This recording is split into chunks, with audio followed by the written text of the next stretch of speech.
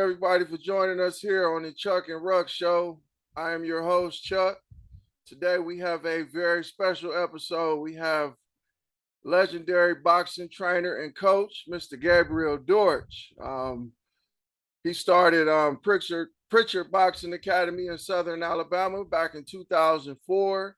Since then, he has worked with numerous amounts of youths, male and female, helping them to get off of the streets and go down a positive path in life. He has also worked with some of the biggest names in boxing, including Mr. Former world heavyweight champion Deontay Wilder and also Roy Jones Jr. So just give him a round of applause and thank you for joining us today. How you doing, Mr. Dortch? I'm doing pretty good. I thank for having me.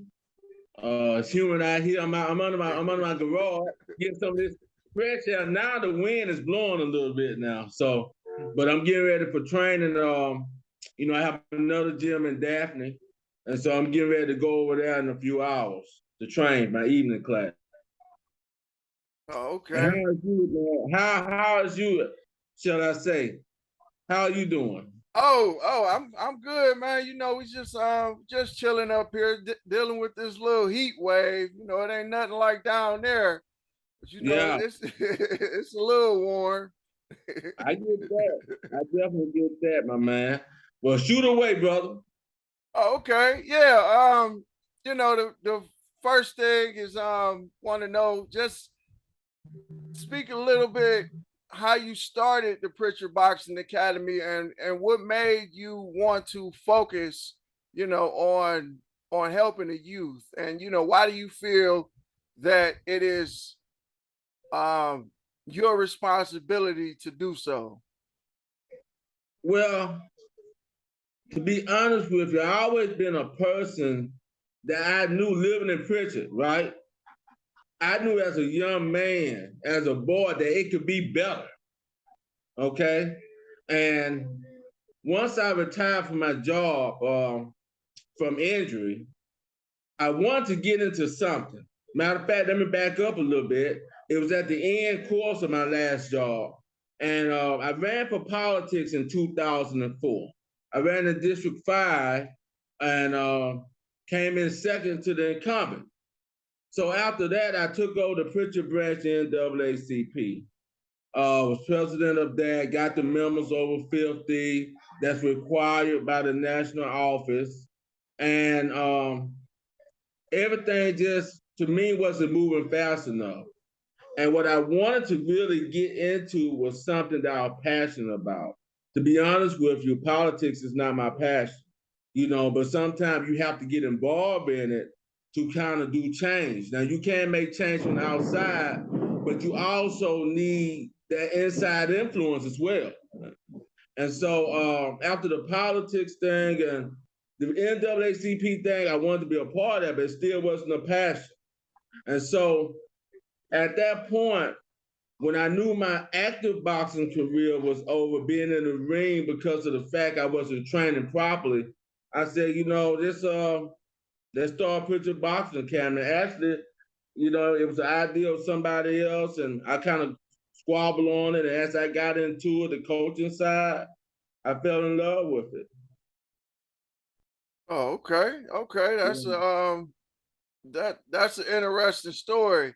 For those of you that don't know, I met Mr. Dortch back in 2018 when I was running for political office in Alabama State District 99, and I still have that video we did. My wife still talk about it, how long we talked. It was over an hour, probably closer to 2, but we were discussing some things going on in the community that we would like change, and I just want to thank you for taking that time, because I was a newcomer, but it didn't matter to you. You saw that I wanted to actually do good, and you took time, away from doing what you were doing as far as training, to have that conversation with me. So, I still appreciate it, and here we are today, doing it again.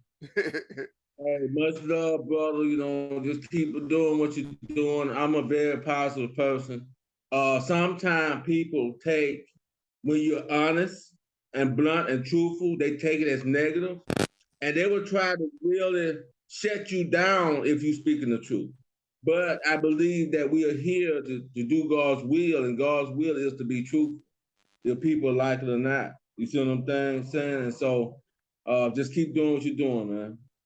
Yeah, yeah, absolutely, man. I definitely appreciate the words of encouragement. But I'm not gonna keep you too long because I know you said you got some things to do. But I do gotta get your opinion on the state of boxing right now. Like it's a lot going on. A lot of big fights in the works that that are rumored to be happening. The first one that come to mind is Terrence Crawford and Errol Spence. You also got Gervonta Davis, Ryan Garcia, and we also we want to see what Deontay Wilder does. I know he had a last rough couple fights, but we are pulling for him, and we want to see him get back in the ring. I mean, he's an exciting fighter. Every time he get in the ring, he's gonna put on a show. So just let me know your opinion if you think them fights gonna happen, and if they do, if you can give us a little prediction, that'd be awesome. Well, before let's go to the Terrence Crawford Ariel Spence. Of course, what's holding the fight up is money. And first of all, boxing is well alive. Okay, I actually did a video at a tournament. Big thanks to my producer Mike Marlowe. But we did a video in Biloxi. Okay, and the kids came over from all over, and the name of that document, small document video, whatever you want to call it, was called "Is Boxing Dead?" I left the opinion to the people. But if they paid attention to the video, they'll see boxing is not dead. Okay, so I want to kind of shut down the naysayers. You see what I'm saying? Boxing for the moment, Mr. Talbot is the hardest sport in the world. I've always preached that. It's the hardest sport in the world, but you still got these people from all over the world that's is doing it. Just because boxing is not in your community or your state or your city doesn't mean it's dead. You see what I'm saying? Because you think about it, you got people like the Paul brothers, Jake Paul, Logan Paul, who are YouTubers making millions of dollars off of it. People just want entertainment. People come for a good fight. People want entertainment. I think all those fights gonna happen. One of the biggest things that's hurting these high fighters from happening fights for happening is the fact of side streaming. Because now promoters, people are able to side stream or piracy to see these fights. So they don't really want a chance to guarantee money because they'll guarantee a fighter, say, man, we're gonna guarantee you $20 million. That's on the promoter. We guaranteeing that. But they're hoping they get at $80 a pop another $1 million in pay-per-view buys. But when you got the piracy on the side, because before you really couldn't do that, right? You really couldn't, you really couldn't look at the fight for free. If you wanted to watch the fight, you had to go to a friend's house when it was strictly through the cable, the box, or you're gonna get it yourself. But now, since it's streaming and they did it to themselves with the zone and started doing these apps, you got geniuses out there. That's what they do. They tap into your pie. You see what I'm saying? And so the fact that the promoters and the words of the side streaming, the piracy is going on, it's kind of hard to make these fights happen. And also, most fighters don't want 50-50. Somebody gonna feel like they're on the A side. So they feel I'm the A fighter, I should get at least 60. And then you got the B fighter like, hey man, I'm not saying I'm an A fighter too. You know what I mean? Because Ariel Spence think that he's just as big a star as Terrence Crawford, and Terrence Crawford vice versa. Because you're really looking at not size-wise, but when you're talking about just in that weight class, I think about more so like the Sugar Ray Leonard than Thomas Hearn or the Sugar Ray Leonard and Roberto Duran, because that's what I'm looking at when I see that fight. Now, I don't make public predictions on fights. I really don't, because I got love for uh, both of them. But I got love for fighters, but I got love for both of them. But the fight's going to happen because the money is there. Once the money and people is pleased, and they may say, hey, if you're overweight, you got to pay me $1 million a pound. That do happen. You know what I mean? And so the fight is going to happen. But to fast forward, you got Tank Davis and Ryan Garcia. That fight could go anyway. They both good fighters. Again, you're going to go through the same prolonging of the money. Boxing's a dangerous sport. You could die in there. And, but some people may feel that athletes is overpaid. But I'm telling you, boxers, they are not overpaid. And then some at the lower level is not paid enough because it's extremely dangerous. But that fight go in the way. Deontay Wilder, he'll come back. He's definitely a exciting fighter. Big right hand. I'm be my true honest with you, and I hope that he don't feel a certain kind of way. I really felt that he should have kept Mark Breland. You see what I'm saying? There's some other people in his camp he could have got rid of. But you want somebody that's gonna be honest with you. Mark is not a yes man, and having yes people in your corner is very dangerous because you could get killed and they don't know how to save you from you. You gotta understand, these are warriors. You follow what I'm saying? Mm-hmm. And you gotta have people in your corner that can save you from you with not being afraid and hoping and not to piss you off that you're gonna foul. They saving you for love. You see what I'm saying? And so I understand that, he wanted to go down the shield, but, bleeding out the ear, you don't know what that is. When somebody's bleeding out the ear, and I think it was that what Mark was seeing, he didn't know, because you don't understand the swelling on the side of Deontay's face, he had swelling, all that. So he didn't know what the injury was, because if you go up to somebody and they bleeding out the ear, you're going to be like, whoa. It's alarming. It's not like bleeding out the nose or the mouth, but the ear, and so that's the only thing about that, but he'll definitely be back. I'm not a big fan of him fighting his sparring partner. The guy that he's supposed to fight is his sparring partner.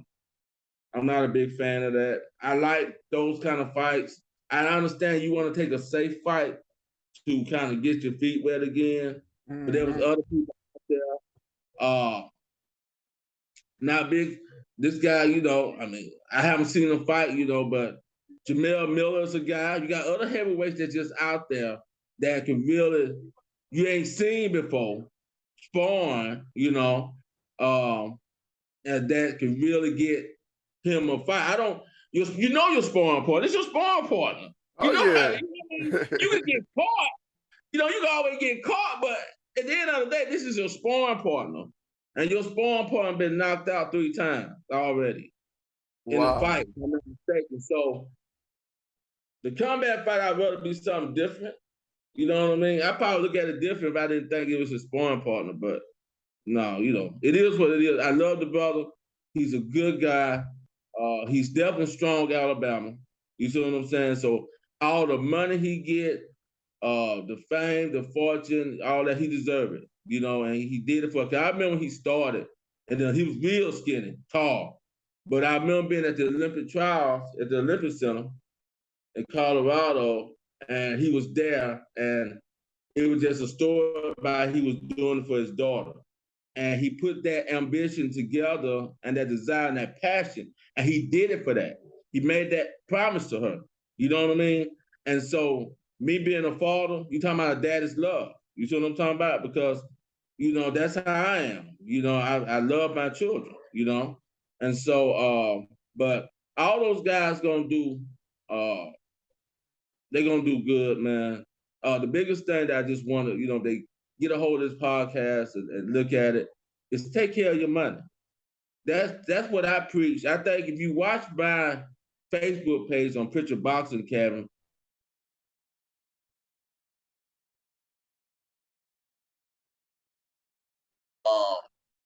video for my fighters to go over. You know what I mean? Take care of your money. Try to live on your interests and not your principles. That makes sense. Oh yeah, absolutely. Like you see fighters like, I know he one of a kind, but Floyd Mayweather, like you see him flashing his money, but you also hear about how he's doing the right thing, and you hear about investments that he make. So hopefully more fighters can follow in his footsteps, and after they're done boxing, be able to run their own thing like he's doing. He got his own promotion company and got arguably the biggest fighter in the world fighting under him right now. So I think that's pretty cool. And what you do, I know, like I said, you're big in the community. You spend your time focusing on the younger generation, teaching them, how to come up and do things the right way, not just in the ring, but outside the ring, teaching them how to be good and productive citizens. You know, that documentary that you said, I'm going to include it. I'm going to include a link in this video description so people can check it out, and also your Pritchard Boxing Academy website. I want to include that also because I definitely respect what you're doing, man. You a good brother, and I just appreciate your time, your energy, and your effort. And you got anything last few words to say before we get on up out of here? What I want to say to the people is hold the people accountable who say they love the youth. Okay, hold them people accountable because the violence is out of hand. But what people don't understand is that it can start from up there as well. You see what I mean? And if we put our energy in the youth, we can change it. Because what people fail to realize, Mr. Talbot, is that this violence is not everywhere, right? And so it can be changed. So just want to leave that with the people, hold the people accountable that's saying that they love our children, they want change in the community. Hold those people accountable. All right. You hear that, folks? Hold the people accountable. We need to focus on the next generation. But, I am Chuck. This is the Chuck and Rug Show, and I want to thank you all for checking this out. And until next time. Take it easy, big dog.